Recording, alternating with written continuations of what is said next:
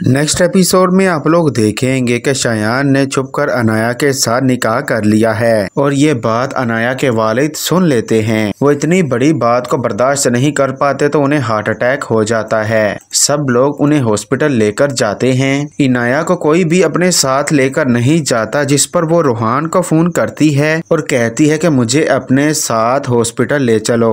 रूहान भागता हुआ आता है और उसे हॉस्पिटल ले जाता है। वहीं उसे शायान का फोन आता है। इनाया फोन उठाती है जब शायान उससे गुस्से में बात करता है। शायान को इशल की वजह से बहुत ही ज्यादा गुस्सा होता है क्योंकि इशल के वालिद ने शायान के वालिद के साथ बिजनेस पार्टनरशिप खत्म कर दी होती है। शायान गुस्से में इनाया को कहता है कि अब मैं तुम्हारे साथ कोई भी रिश्ता नहीं रखना चाहता और फोन पर ही इनाया को तलाक दे देता है। इनाया हैरान परेशान रह जाती है। उसकी तो पैरों तले से ही जमीन निकल जाती है। वो दौड़ती हुई आज़ा के पास आती है और उसे कहती है कि आप ही मुझे शायान ने तलाक दे दी है। ये सब कुछ सुनकर आयजा गुस्से से उसकी तरफ देखती है और उसे कहती है कि मैंने तुम्हें कहा भी था कि शायान किस तरह का लड़का है। काश तुम मेरी बात सुन लेती। तुम्हारी वजह से आज बाबा की ये हालत हो गई है। तुम अब किसी भी तरफ की नहीं रही। जिस पर इनाया कहती है कि आज जिस मुकाम पर मैं खड़ी हूँ सिर्फ और सिर्फ आपकी वजह से।